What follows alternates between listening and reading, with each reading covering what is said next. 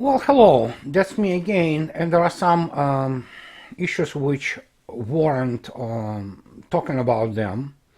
And I completely understand that people are a little bit scared, they are anxious, and many people they do want to hear commentaries and probably even predictions. And people want to know what to expect tomorrow or after tomorrow in this crazy world of ours. But I would like to start today with a fact which obviously the United States provided Russia with the written response, quote unquote, and that the condition on this response was that the United States doesn't want it to be made public. Obviously, the foreign minister of Russia, namely Sergei Lavrov, he already basically described in general this response as unsatisfactory without going into any kind of details. But I want to talk first about the fact that the United States requested this response not to be made public.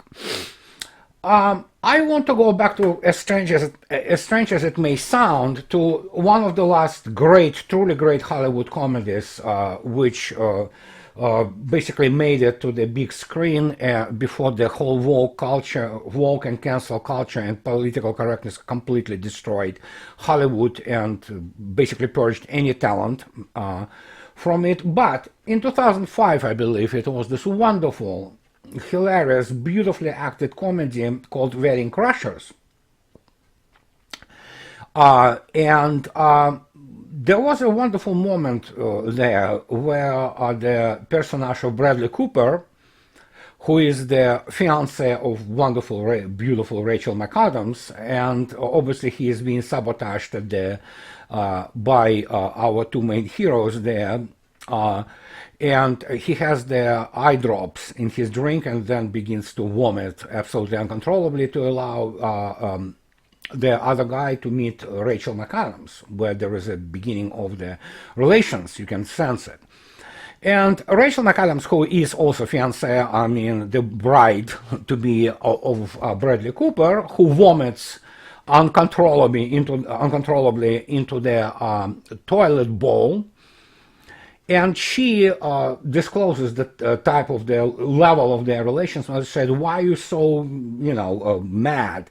Are you afraid to see me, you being so vulnerable?" And I believe that moment really tells quite a bit. In the movie, it tells quite a bit about the relations between Bradley Cooper and Rachel McAdams, which, of course, in the end, we know they break down and Rachel meets her real love and all that. But it actually very pertinent, it's very relevant to what we observe today, and it also explains the reason why United States asked Russia not to disclose its written response. Well, because they are afraid, United States and their elites, at least part of the warmongers who seem to be right now in charge of the foreign policy, they are afraid to be looked at as being vulnerable, because they are. And here's the issue. I mean, the United States talked itself up for the last 30 years so much that at this stage, and I don't know really, I don't know how this came about. Again, make no mistake, I love the United States. It's my country now, and there are many great achievements. I by no means try to diminish or degrade that tremendous achievements by American people, American technological genius, and things of this nature. But I mean, why did the United States decide, after losing every war since World War II, that it's the finest fighting force in history, as Mr. Obama said, or that it's just the complete paradise, which is obviously far from reality on the ground? I don't know. I mean, this is how basically they teach the American elites and all those Ivy League and those elite supposedly schools in which they do not provide serious education, and least of all their self-awareness. But yes, the fear, almost panic fear, to be viewed as vulnerable or to be viewed as weak is one of the guiding ideas. It's basically a driver behind American elites who for some reason thinks that they are so sophisticated and so educated. They are not. I'm on record for this for many years. They are, for the most part, highly uncultured people and basically are good only for the manipulation of the facts and basically conducting some kind of or creating narratives in the virtual reality they create for themselves. And this is precisely the reason why they do not want even minute, even whatever the small steps they probably took in this response, at least to keep Russia engaged. They don't want those to be known to general public because it will, in their opinion, shows the United States as very vulnerable. While in reality, of course, the actions of the U.S. elites, from U.S. Congress to administration to the foreign policy establishment, the so-called blob, they created a situation where the whole world really sees that the United States is vulnerable and it's really weak. And the more you try to hide it, the more obvious it becomes. They still don't get the simple principle. But then again, they didn't read Sun Tzu. They don't understand that you need to know thy enemy to actually be able to conduct any kind of sensible policy, let alone fight a war against such an enemy. Not only they don't know thy enemy, they don't know thyself. And we can see the practical result of this now being basically put again, even by the virtue of the very fact that the United States asks not this response to be made public, shows how weak and how vulnerable the United States is. And those people in Washington, D.C., they don't understand that. They just don't have culture, they don't have the educational level, they don't have the broadness of the world, and they don't know the world. They are very, very ignorant of the world outside, except for some very narrow sectors of this world.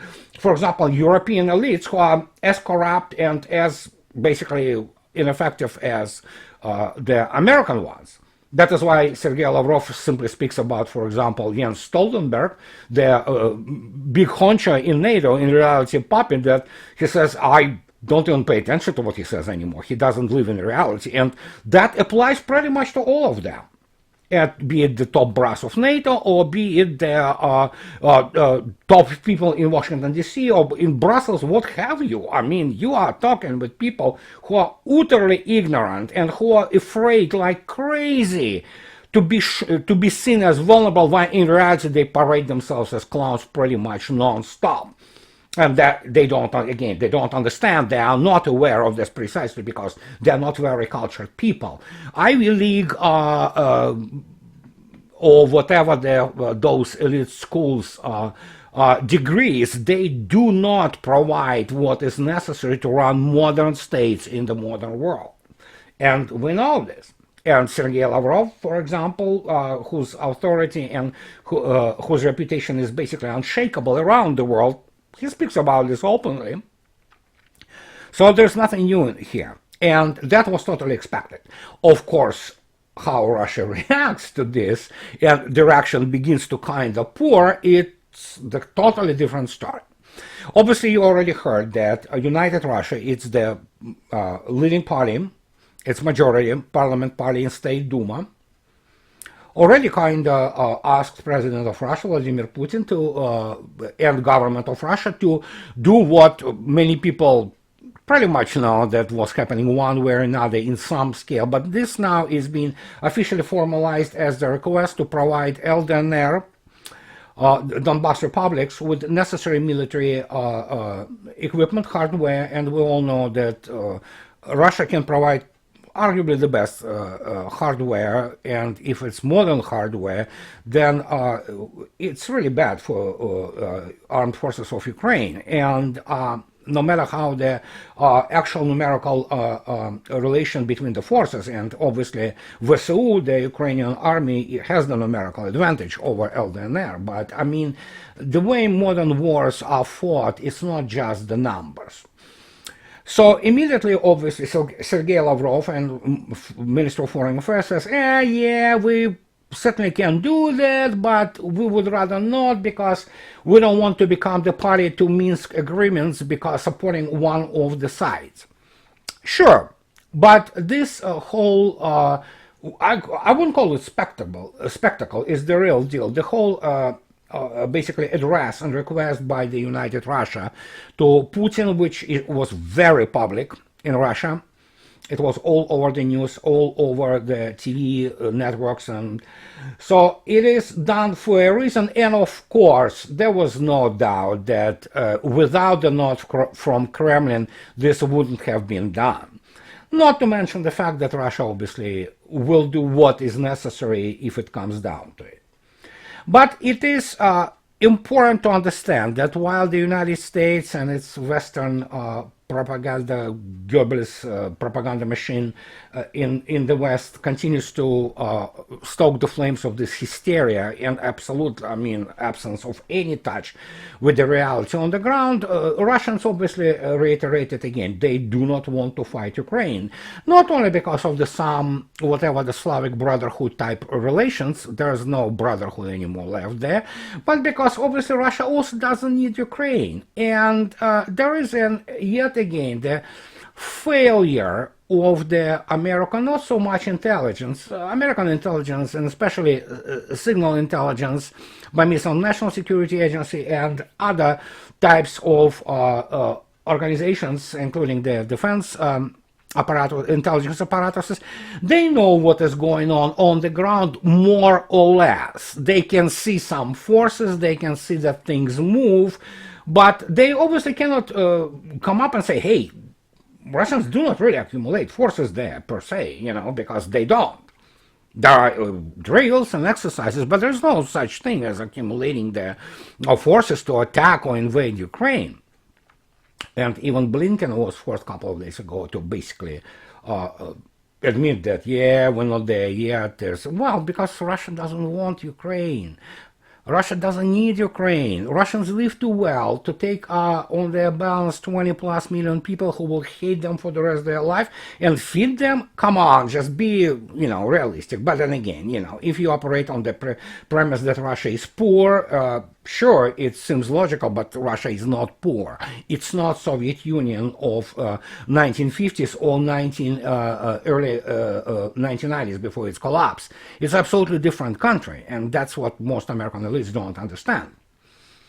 And plus, we shouldn't forget, of course, the classic anti-Soviet and Russophobic element, which is present in the American both national security apparatus and foreign policy apparatus, enough to recall that this clown, Alexander Windman, the guy who actually, created scandal because he was officially basically promoting Ukrainians' interests, he's still being interviewed by MSNBC, by those people. They still believe that Russiagate is going on and it continues, that Trump was Russian stooge, and, so this is the level. This is below basically sewer, but hey, it is what it is. Don't make this up.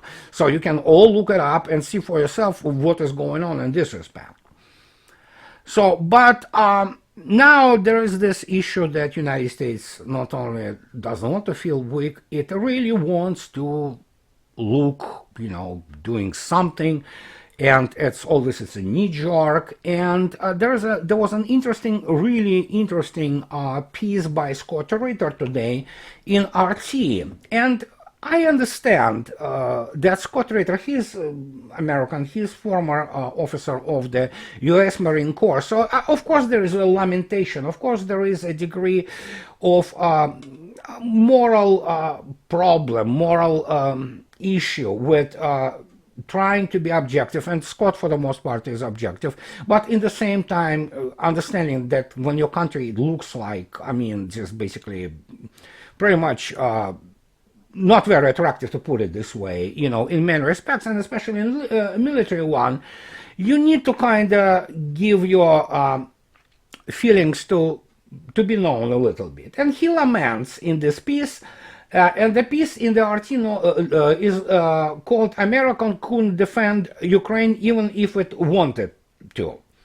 And he's talking about basically the fact that all these 8,500 U.S. troops, that Biden promises to send there, and that they basically, even if they will be present, they will not be really of any help. And the point is that he begins to go back to the times of the first Gulf War and saying, yeah, that was the force which could fight, and things of this nature, and that if we wanted to send 50,000, as there is a talk about it, doing it today, and I already on the record that it wouldn't make any difference whatsoever.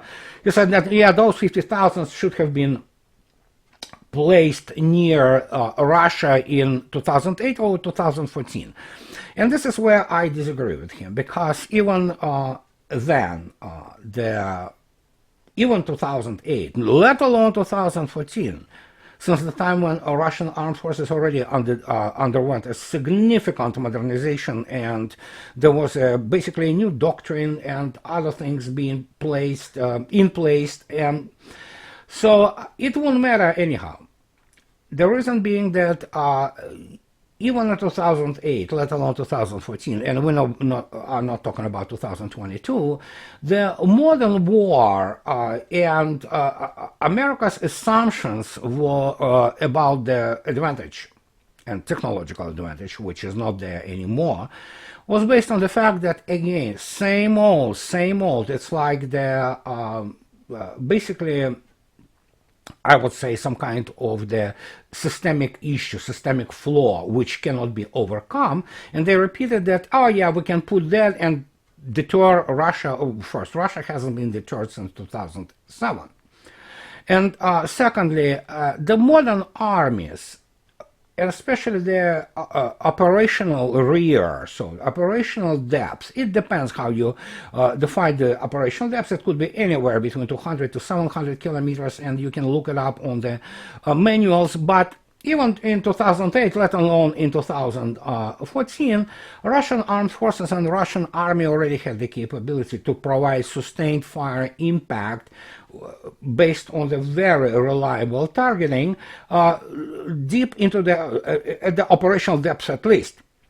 And that means basically even the Iskanders and other means of standoff weapons, they would be able to provide basically sustained fire impact at what the United States never experienced before, at its headquarters, depots, ammunition depots, storage and prepositioning areas and things of this nature, which in themselves, could create a mayhem and completely disrupt any kind of operation, especially for the modern army, which depends completely on basically very seriously followed protocols and command and control issues.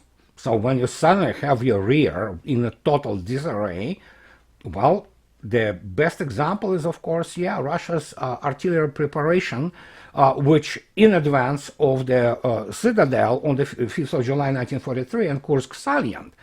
It was a 40-minute artillery barrage, which basically rearranged a lot in the rear of the Wehrmacht, which was ready to strike. And actually, again, and I am on record that you can see in the famous Liberation movie series from Soviet Union in the 1970s about the Kursk battle, which was actual fact that when the Germany finally begins and Wehrmacht finally begins to roll at the front positions of the Soviet Red Army troops at Kursk salient, many Russian generals and marshals say, "Oh, thank God, finally, they begin to attack."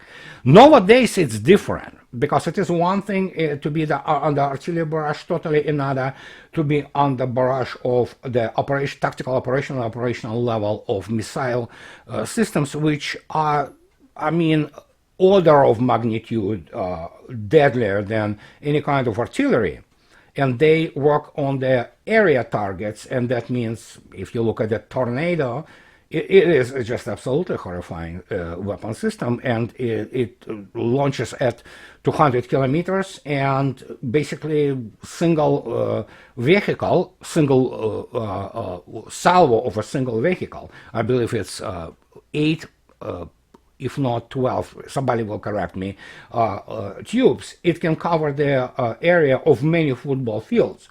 There will be nothing left. It will be simply evaporated. I mean, it will burn to the ground, no matter if it is personnel or any kind of military equipment, including the best protected tanks in the world. So, and then when you have the whole battalion, or let alone a regiment of that type of missilery, just you know, you have to imagine what it is. It's not just horrendous fire impact.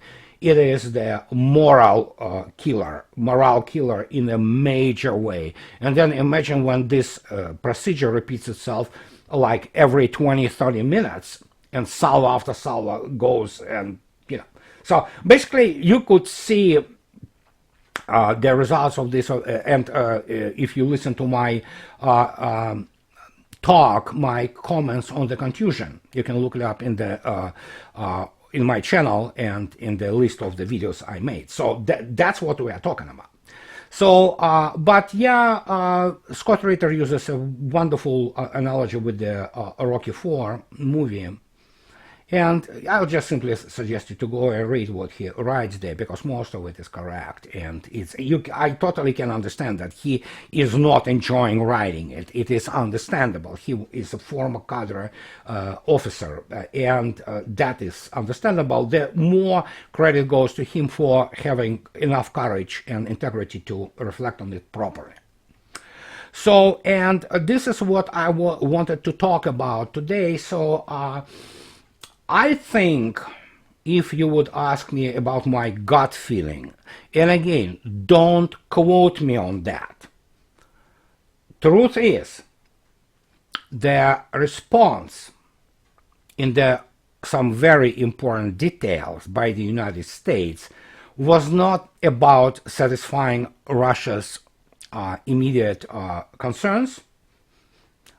Of that we know that it is not there, but what is most likely there is willingness to talk about it.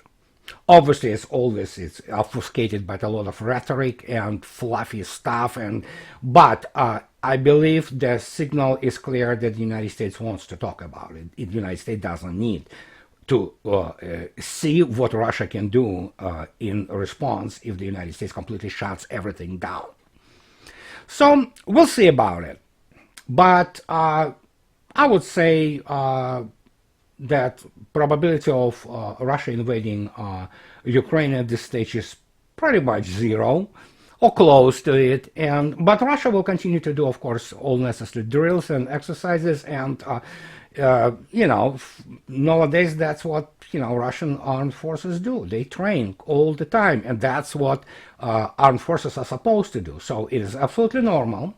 But of course, the other issue which has to be discussed at some point of time, I probably will do it sometime in the future, is the fact that, yeah, United States needs to fix its intelligence, and not only on the level of the collection of information, but in terms of the civilian authorities shaping it the way they want it to shape, not what it is actually in reality. That's the huge problem. We know that, there are still some rumors that they still looking for the Iraqi weapons of mass destruction. So, yeah, they will find them any minute now. So that was my talk for today. So as always, please support me on Patreon and subscribe. And as you can see yourself, I'm kind of beginning to kind of accelerate my issue of videos, and I will continue to do that. And again, I'm training myself a little bit on the video kind of effects, and I'll try to make videos more informative from the point of view of graphics. I also do not want to overload them with the graphics, but some graphics will be necessary. So that's my talk for today. So you guys have a wonderful day, and probably a weekend. I don't think so I'll be doing anything on this weekend. So bye bye, and again, support me on Patreon and subscribe.